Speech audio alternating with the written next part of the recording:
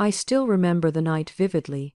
I had spent hours getting ready for a simple dinner with my partner. I picked out a dress I loved, bold, vibrant, and confident, exactly how I felt that day. But when I showed him, his face tightened, and he said, "That dress is too much. Why would you wear something like that?" His tone wasn't just about the dress. It felt like a judgment on me, on my choices, my freedom. Instead of getting defensive or trying to convince him, I smiled and told him I was going out anyway. I needed to feel like myself, not like someone trying to fit into his idea of acceptable. That night, I ended up at a bar I'd never been to, somewhere completely new, surrounded by strangers who didn't know my story. I wasn't looking for trouble. I was just looking for space to breathe. But then I met him, one who listened without judgment, whose eyes lit up when I talked about my dreams. For the first time in months, maybe years, I felt truly seen. Our conversations started innocent but deepened quickly. The late-night texts turned into secret meetups, and soon, the emotional attachment I thought was missing in my relationship became overwhelming. What made it complicated wasn't just the physical part. It was how he made me feel alive again. But with that came guilt, fear, and confusion. I was torn between the familiarity of my relationship and the newfound connection that filled a void I hadn't even fully acknowledged. When my partner found out, it wasn't just anger, it was heartbreak on both sides. We had to confront all the unspoken things, the lack of communication, the silent resentments, the unmet needs. The dress comment wasn't just about an outfit. It was the symptom of a larger emotional rift. This story isn't about blaming anyone, but about how fragile relationships can become when emotional needs are ignored. Sometimes, infidelity is less about betrayal and more about a desperate search for connection. Flawed and painful, but real. After he found out, the silence between us was deafening. The moment he confronted me, the walls we had both built around ourselves began to crumble. Not with anger alone, but with the weight of disappointment and hurt that neither of us knew how to handle. He wasn't furious in the way I expected. Instead, there was a strange, heavy sadness in his eyes, as if he had been waiting for something like this to happen, but didn't want it to. "Why?" he asked, voice trembling. "Why didn't you just tell me you were unhappy?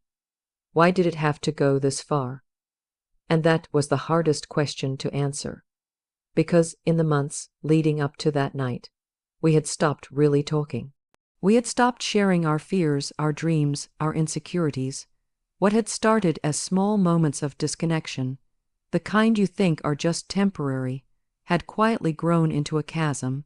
I wanted to tell him that I felt invisible sometimes, that his words about my dress weren't just about the fabric or style, but about how he was trying to control me, to dim my light.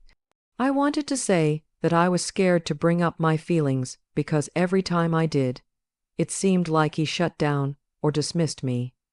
But I couldn't say those things without crying. Instead, I admitted the truth.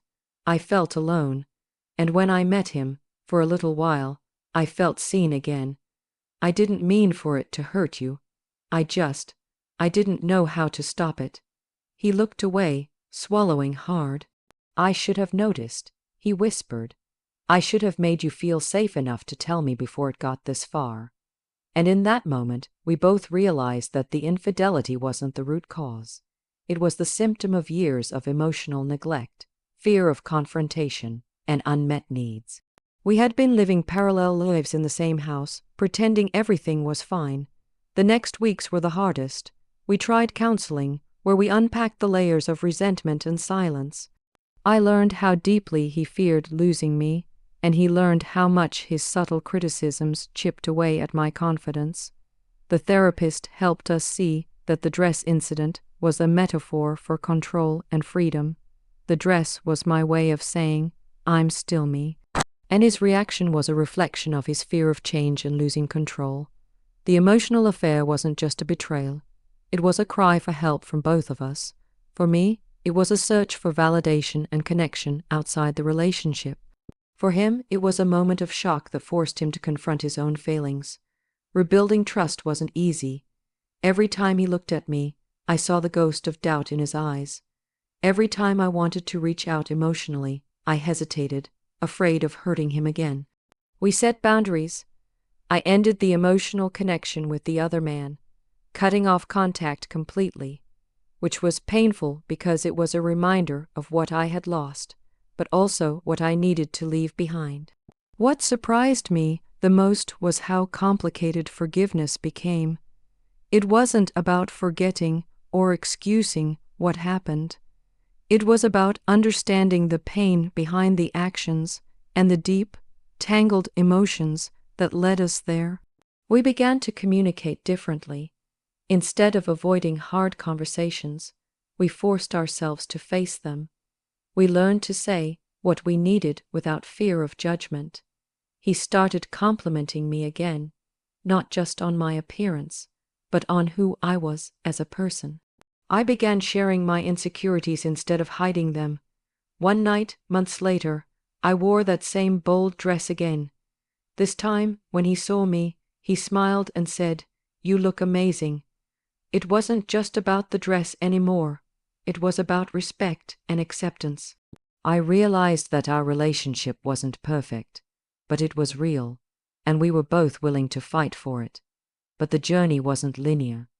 There were days when I doubted if we could truly move past the betrayal. Nights when the fear of losing him or being hurt again kept me awake. Moments when he doubted if he could trust me fully. Infidelity leaves scars that don't just disappear. They need time, patience, and a lot of honest work. Our story isn't unique. Many couples face moments where the emotional attachment drifts, and the pain of being unseen leads to secretive connections. What makes the difference is whether both people are willing to confront the uncomfortable truths, to rebuild not just the relationship, but also themselves. Looking back, the dress wasn't too much.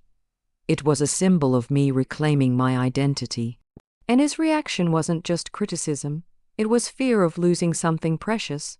That night was a turning point, not just for infidelity, but for the deeper healing we both needed. Relationships are messy and complicated.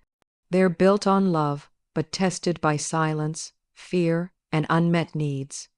When infidelity happens, it's a symptom that something vital was missing. The challenge is whether we choose to run from the pain or face it together.